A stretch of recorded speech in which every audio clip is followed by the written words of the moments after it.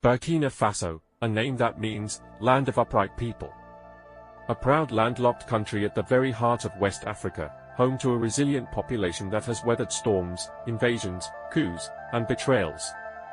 It's a country whose soil has been stained with the blood of revolution and the footprints of tyrants. For decades, its leadership has been unstable, a tragic merry-go-round of military takeovers and unfulfilled democratic promises. But in the storm of chaos, a new figure has emerged. A young man in military uniform, with the fire of youth and the burden of history on his shoulders. His name is Captain Ibrahim Traoré. And for the first time in decades, many Burkina believe their leader may finally be different. So, we ask, why does it seem like Ibrahim Traoré cannot be overthrown? What makes him immune, or at least resistant, to the endless cycle of coups? To answer that, we must first walk through the valley of history, the ghosts of Sankara and the curse of coups. Burkina Faso's political history is haunted.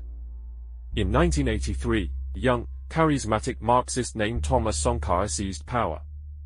He rejected imperialism, renamed the country from Upper Volta to Burkina Faso, and became known as Africa's Che Guevara. He wore second-hand clothes, cycled to work, banned government luxury, and challenged neocolonial powers. But in 1987, Sankara was assassinated in a coup led by his own best friend, Blaise Compaoré, plunging the nation into a long night of authoritarianism. Since then, the country has experienced multiple coups, 5 since 1960, 2 of them just in the last few years. Each leader promised reform. Each fell short. Some were puppets of foreign powers. Others were simply unprepared. By 2022, Burkina Faso was breaking.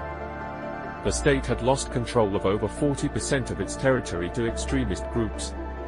Schools were shut, farmers displaced, thousands killed. It was a nation under siege. Enter Ibrahim Traoré, the reluctant revolutionary.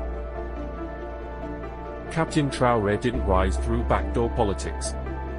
He wasn't groomed in foreign capitals or backed by economic elites. He was, and remains, a soldier on the ground.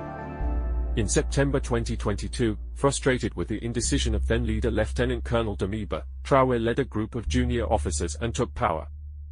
But unlike his predecessors, he wasn't thirsty for glory. He called his rule a transitional salvation, not a throne. At only 34 years old, he became the youngest head of state in the world. His speeches didn't echo hollow promises, they burned with anger, urgency, and an unshakable belief that Africa must stand free or fall forgotten. So why can't he be overthrown easily? Let's break it down. 1. He has the military's trust, and he earned it. Traoré is no outsider to the army. He rose through the ranks not through politics, but through combat. He fought alongside his soldiers. He listened when others ignored. While Damiba stayed in safe zones, Traoré toured dangerous provinces and promised resources, weapons, and recognition. He has since restructured the military, promoted younger, loyal officers, and created a volunteer defense force, allowing civilians to protect their communities. This grassroots army now sees Traoré not as a boss, but as a brother in arms. 2. He connects to the people, like Sankara once did. Traoré doesn't live in luxury. He wears simple military garb. He walks among the people. He speaks plainly, not in the diplomatic code of career politicians, but in the emotional honesty of someone raised by the same dust and hunger. He has reduced presidential expenses, visited poor regions, and prioritized agriculture and self-sufficiency over flashy infrastructure. Like Sankara, he believes that dignity starts at the grassroots. 3. His Pan-Africanism is bold, real, and viral. Traoré's vision doesn't end at Burkina Faso's borders.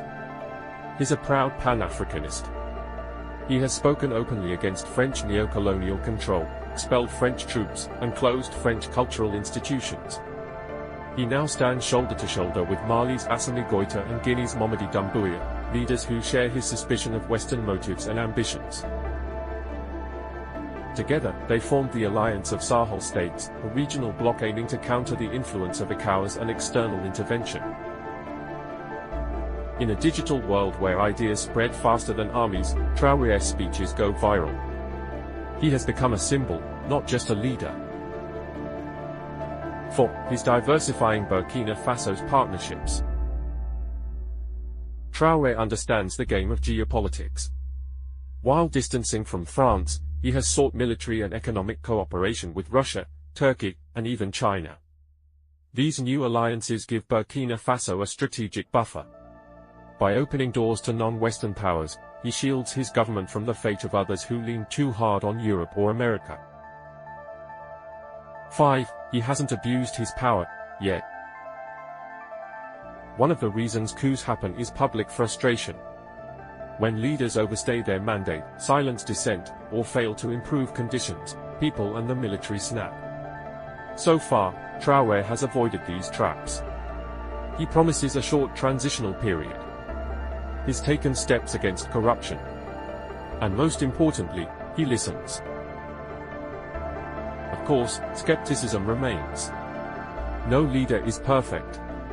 But the social contract Traoré has built, between himself, the military, and the people, is stronger than what most coup victims ever had. But is he truly UN coupable? No. No one is. Power is a fragile thing in West Africa, and enemies can form within or outside. Jihadist groups still terrorize parts of the country.